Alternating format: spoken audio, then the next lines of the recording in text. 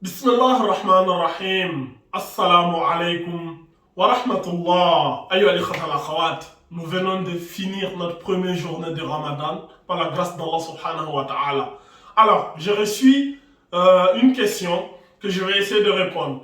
Comme quoi, on m'a posé la question de savoir, est-ce qu'une femme enceinte, est-ce qu'elle peut gêner? Est-ce qu'une femme enceinte doit obligatoirement gêner? C'est à cette question que je vais tenter de répondre, Inch'Allah, dans cette vidéo.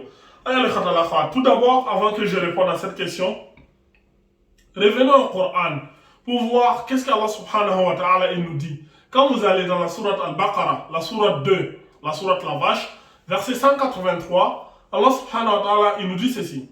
A'udhu billahi minash shaitanir rajim.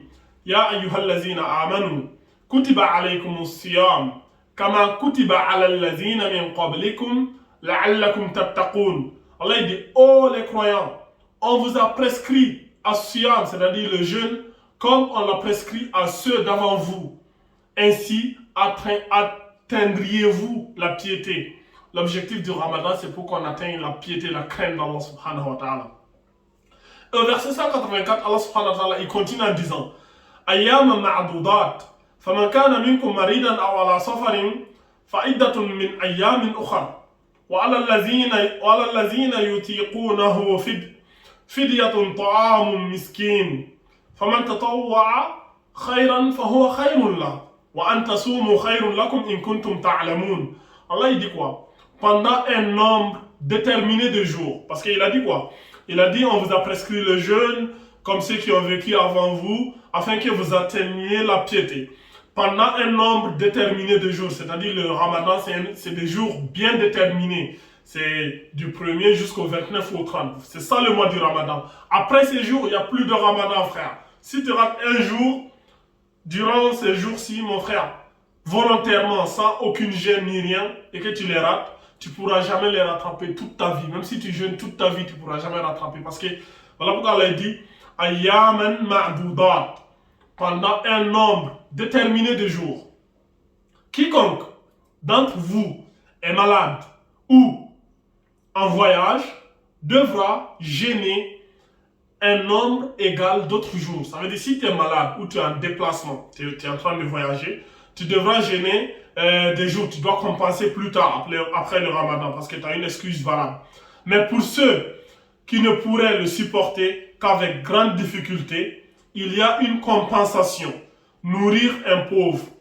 Ceux qui ne peuvent pas jeûner, ceux qui sont malades, les vieillards, les femmes enceintes, ceux qui ont vraiment des raisons valables, tu vois, des proscriptions médicales qui les disent de ne pas jeûner parce que voilà, leur santé, tu vois. Et Allah il dit leur compensation, ils doivent nourrir un pauvre. Et si quelqu'un fait plus de son propre gré, c'est pour lui. Mais il est mieux pour vous de jeûner, si vous le saviez. Pourquoi Allah subhanahu wa ta'ala il termine le verset en disant Wa antasumu khayrun lakum in kuntum ta'lamun.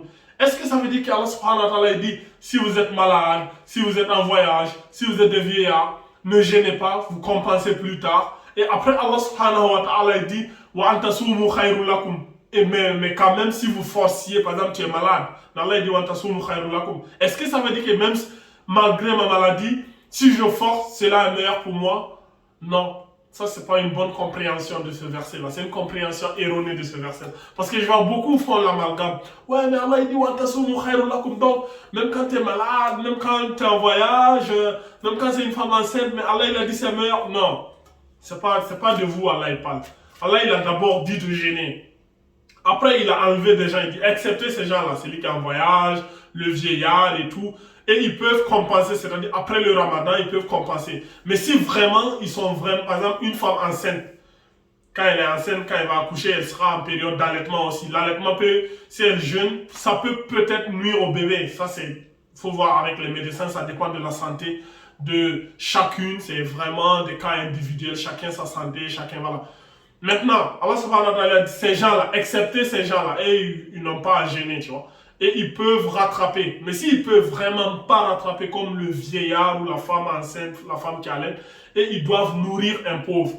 Mais après, à la fin, Allah il dit Wa antasumu khayrun lakum. Allah il s'adresse plus à ces gens-là parce qu'il a dit ces gens, bon, vous n'êtes plus partie de ce verset-là. Vous pouvez compenser. Il les a donné une issue de sortie.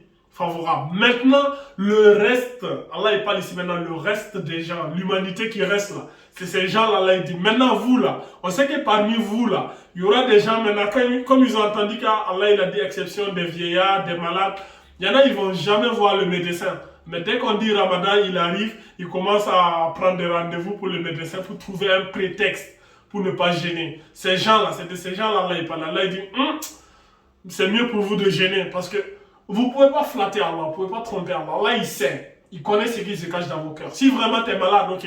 Mais ceux qui vont venir, ouais, mais écoute, moi j'ai le diabète, j'ai des ulcères, nanani, nanana. Frère, durant toute l'année, tu n'avais pas de diabète, tu n'avais pas d'ulcère. C'est quand le Ramadan est arrivé, maintenant, tu t'es rappelé que tu avais un diabète, tu avais des ulcères il y a 10 ans, frère. Non, c'est de ces gens-là. Allah, il dit, si vous gênez, c'est meilleur pour vous. In kuntum ta'lamun.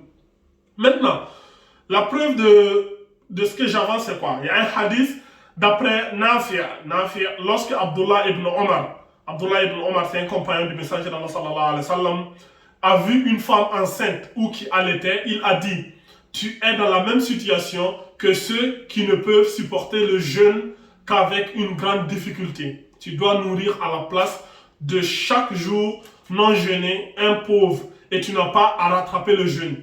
Le hadith il est rapporté par Ibn Jabir Tabari dans son tafsir et le hadith il est authentifié par Sheikh Al-Albani. Voilà, pour ceux qui voudront encore plus de preuves, vous enverrez un message, je vous donnerai la preuve. Donc, une femme qui est enceinte, elle ne jeûne pas et elle nourrit un pauvre, comme le hadith vient l'attester ici. Maintenant, comment nourrir le pauvre? Quand on dit nourrir un pauvre, de quel pauvre s'agit-il et voilà, comment faire? Parce que certains d'autres aussi peuvent se poser la question. Déjà, quand on dit un pauvre, c'est pas tes enfants, c'est pas ton père, c'est-à-dire, mais des proches éloignés ou vraiment un individu lambda, un pauvre que tu peux le nourrir. Maintenant, ou alors, par exemple, ceux qui sont en Europe ici, ça peut être difficile de voir des gens, tout ça. Il y a des associations, il y a des gens qui ils organisent ça. Par exemple, j'ai vu ça, on appelle ça la fidya. Les femmes enceintes ou allaitantes doivent économiser leurs forces pour les autres ainsi. Elles peuvent payer la fidya. Les personnes très âgées peuvent faire un don de fidya ou les faire par d'autres en leur nom. Les personnes malades aussi, tu vois. Maintenant, la fidya en Europe ici, elle s'élève à 7 €, prix d'un repas, et est payable pour chaque jour non jeûné. Ainsi, pour les 30 jours, elle s'élève à 210 €. La fidya, elle s'élève à 210 €. C'est-à-dire, chaque jour, tu nourris un pauvre. Ou alors, tu peux attendre jusqu'à la fin du mois, le dernier jour, et tu nourris 30 pauvres. Tu les rassembles et tu les nourris en même temps.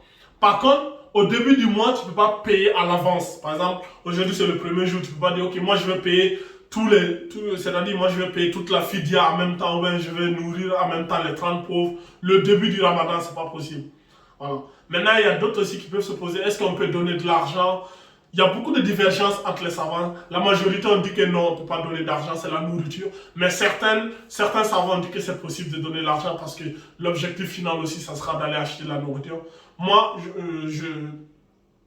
je soutiens toutes les deux causes en quelque sorte. Tu peux donner la nourriture, là tu es plus en adéquation avec la sunna, mais tu peux aussi donner de l'argent parce que de nos jours, l'argent aussi, ça peut lui permettre à la personne d'acheter ce qu'il veut. Par exemple, tu lui donnes, je sais pas moi, du riz et la personne, elle ne voulait pas le riz, si tu lui donnes l'argent, elle va l'acheter la nourriture qu'elle veut. Donc, il y a beaucoup de divergences entre les savants à la crime, mais c'est ce que j'avais à vous dire.